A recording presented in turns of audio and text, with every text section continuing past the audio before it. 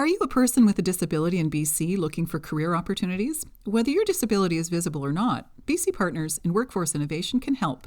We streamline the process to connect you to the right opportunity with inclusive employers we recruit for, and our referral process helps take away the fear, discomfort, and stigma of disclosure. We collaborate with you, your employer, and other supports to identify ways to remove barriers to set you up for employment success. Visit findmycareer.bcpartnerswin.org and begin to explore your career options.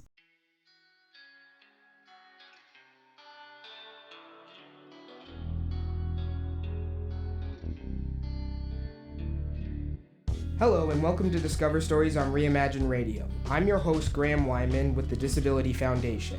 If this is your first time on Reimagine Radio, please like the video and subscribe to the channel. Today on the podcast we have Serena Baines.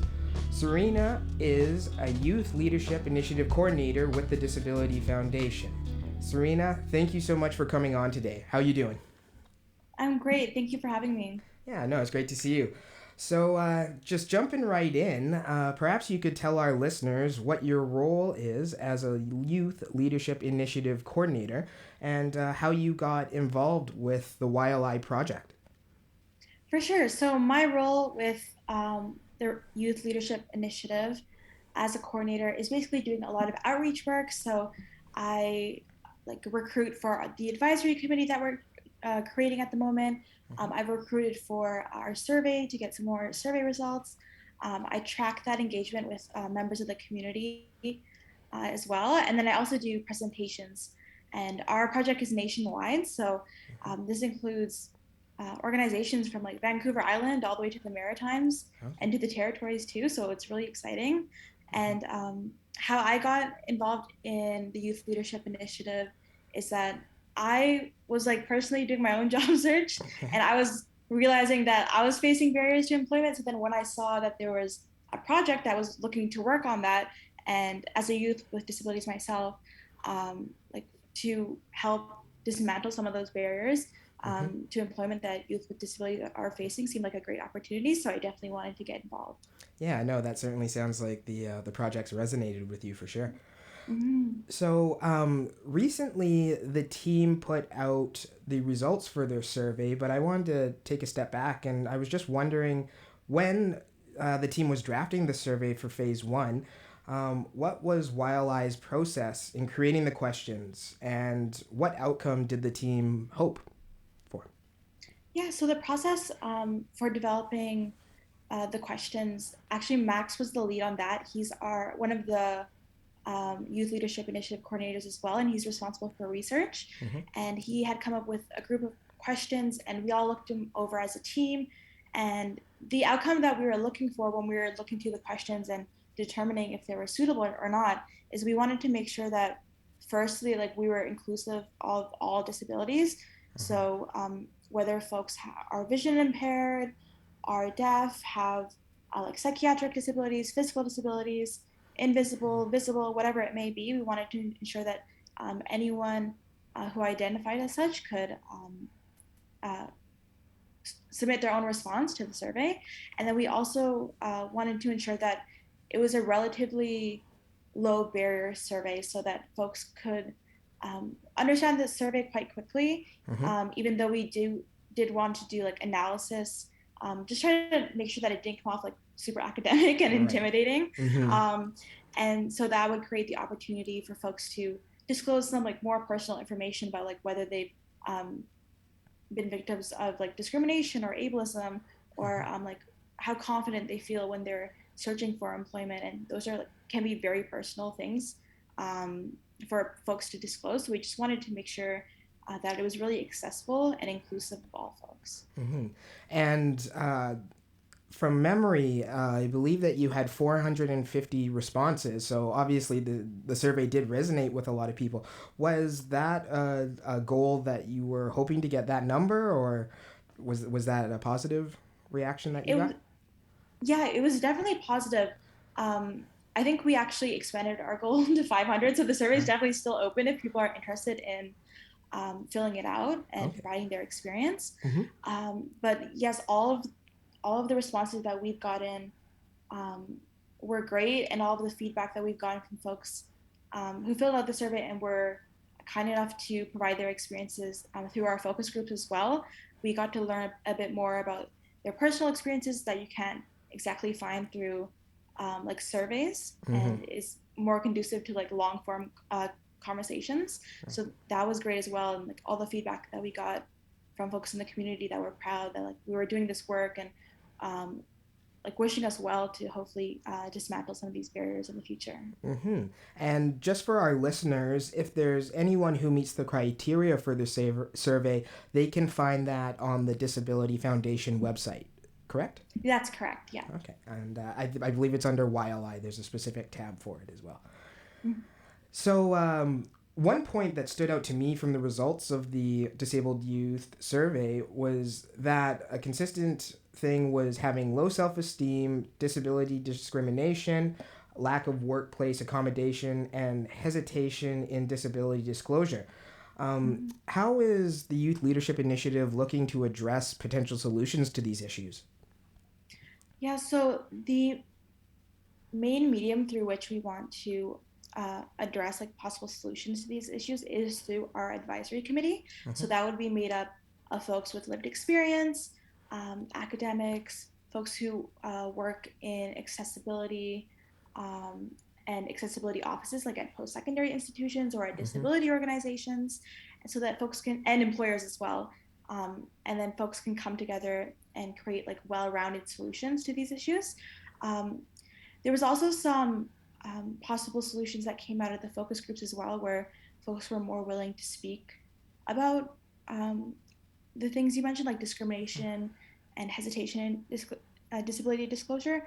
A lot of folks didn't mention it in the survey, but when they felt safe enough to speak about it in a roundtable conversation, they spoke about how they disclosed their disability and then they faced discrimination afterwards because their employer either didn't understand what they needed at the time, didn't understand how to implement like accommodations, or just had ableist attitudes, and the youth didn't know how to like navigate that situation. Of course. So that brought up actually more problems than Right. we needed to assess, like, oh, how do we come up with solutions for these problems that we didn't initially see in the survey? And a lot of the youth had some recommendations for that as well.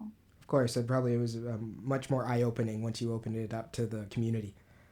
Definitely, 100%. Now, this wasn't a question that I sent you, but it just popped into my head when we were having this conversation.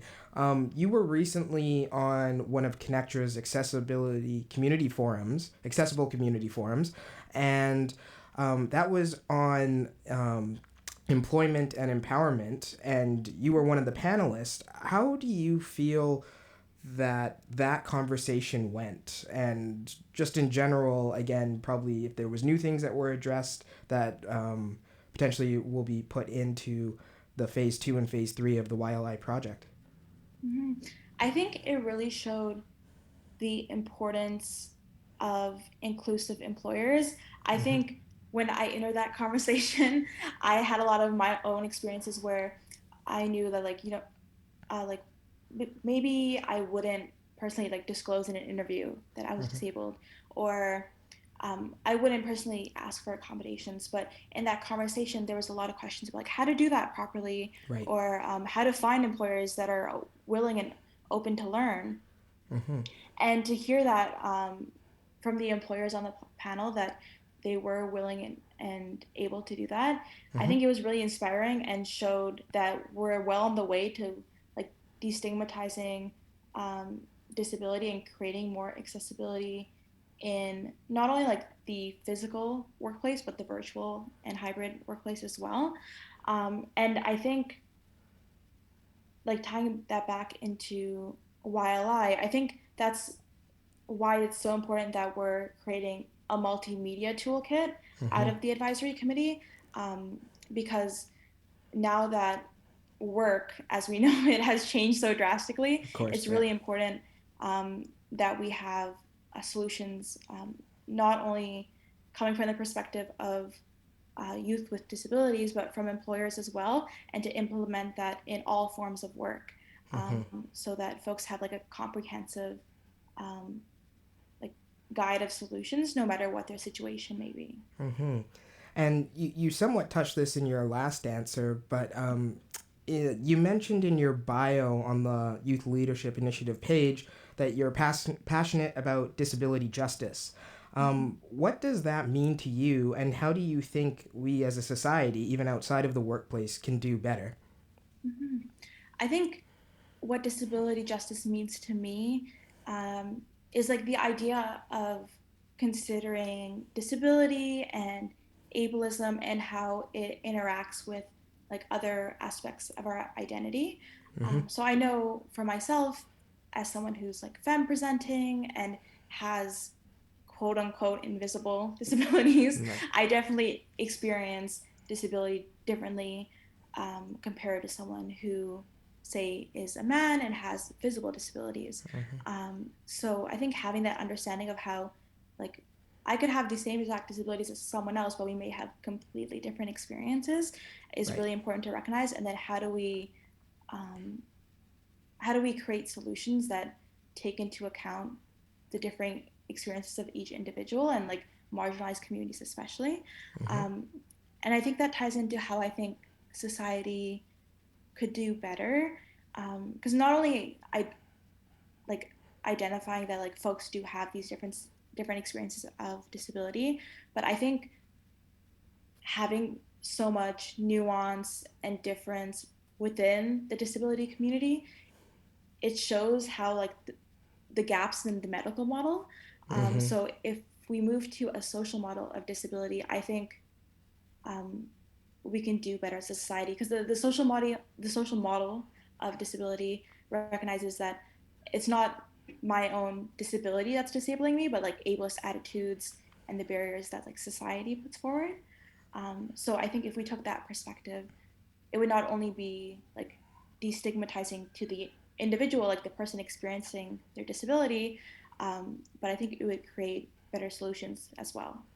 Yeah, no, that very insightful answer. And as someone who also has lived experience with a disability, I know, there's no handbook for every situation. Every situation's unique, and it should be approached as being unique. And I think, yeah, you very much touched on that.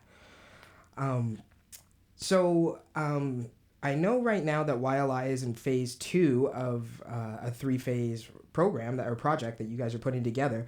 But if someone was interested in learning more about YLI or the Youth Leadership Initiative and how they could perhaps get involved in the advisory committee, or again the survey, obviously, how would they go about that? Yeah, so you can find us, like you said earlier, Graham, on the Disability Foundation website. I think it's /YLI. Okay. Or you can email myself. It's SBAINS@disabilityfoundation.org. Mm-hmm. And we're always available for like greater survey respondents if you're interested in the advisory council, or Mm-hmm. if you just like to volunteer and help out the team. Mm-hmm. That's always available as well. And like I said earlier, it's a nationwide project, so you could be anywhere in Canada and still co- contribute to this project and to the community as well. Mm-hmm. Now, are there any age restrictions at this time for, say, the advisory committee or specifically the survey that our listeners might need to know? Yeah, so for the survey and the advisory council, the age range that we're looking at right now that we define as youth is 17 to 29. Mm-hmm. But there's no age restrictions for volunteers. Okay, great. Well, thanks. Um, so, since your time with joining the Youth Leadership Initiative team, what aspect of the project has personally stood out to you? I think what stood out to me the most is when I've done presentations to, like, say, disability organizations or just folks in the community about the work that we're doing, and hearing folks' stories at the end of the presentation and saying, like, hearing how it resonated with them, and just examples of how they've, sought accommodation in the workplace and they didn't know how to get it, or even employers saying like, someone had asked me for an accommodation in the past, and like I hate to admit it, but I didn't know how to provide that, and I Mm-hmm. was like anxious about like hiring this person with a disability. I think Right. the honesty with which people speak when we're like speaking about this work, and when I bring up my own experiences of like trying to find employment as well. I think it's really eye-opening, and it shows how willing people are to learn um, and contribute to the solutions that we're trying to create as a community as well. And I think that's something I want to emphasize as well. Like, I know we're a relatively small team, but all this work that we're doing is not work that could be done without the community. Like 450 members of the community filled out the survey, and Mm-hmm. like dozens of more people are going to be involved through the focus groups and the advisory councils and everything that goes on. So this is all very collaborative work, and the willingness with which people are ready to contribute to that, I think, is what stood out to me the most. Well, that's fantastic too that people are so open to the process, and it seems again that people obviously recognize how meaningful the work is and what you and the team are trying to do. Yeah. So my last question today is, what do you hope the project will achieve in the long term? Yeah, thank you for the question. I was thinking about this one for a long time. Right. um, I think that what I hope the project will achieve in the long term is a greater consciousness and understanding about the barriers that youth with disabilities face, Mm-hmm. and just a greater like empathy and understanding that youth with disabilities are facing these barriers, Mm-hmm. and that everyone has a part to play in dismantling them. And I think, especially for employers, it's important to recognize that like one may not have like the solutions right now or like the knowledge to implement those solutions, but I hope like with the release of the multimedia toolkit and with the work done by the advisory council that we'll be able to create the resources necessary for folks to educate themselves, and Mm-hmm. that hopefully that will result in less barriers to employment, um, and also result in folks feeling confident when they seek out employment because they know that like these resources are available to employers, and Mm-hmm. that hopefully in the future folks have a better understanding of disability and how it interacts with work and employment. Okay. Well, Serena, thank you so much for being on the podcast today. It was great to speak to you and learn a bit more about your experience with the Youth Leadership Initiative, and again, all the great work that you and the team are doing. Um, I guess actually, I guess I lied. I do have one last question. When will the toolkit be out and ready for our participants or listeners? I think we're in year 2 currently, so I Mm-hmm. think it would be sometime during 2023. So definitely Mm-hmm. keep an eye out on that. We'll keep the community up to date as well. Yeah. Um, I think the advisory committee we're hoping will start sometime in the fall, Okay. and then once they um, meet throughout the fall and winter, they're going to create the multimedia toolkit, and hopefully that'll be available next year. Perfect. Well, maybe that's another opportunity to have you back on the podcast to let us know what the advisory committee comes up with. Yeah, that would be great. Yeah. Well, again, thank you so much for being on Discover Stories today. Yeah, thank you so much for having me. Yeah. And to all our listeners out there, again, if you have not subscribed to the channel, please do, as it does help with our reach. Thanks. Get help discovering your career path in customer service, electronic assembly, retail, food services, and more with adult education programs at Douglas College. Our instructors work directly with you so you get the attention you need to succeed. Through work placements and one-on-one training, you'll graduate with the knowledge and skills needed for today's workplace. Learn more at douglascollege.ca/vest. That's douglascollege.ca/VEST.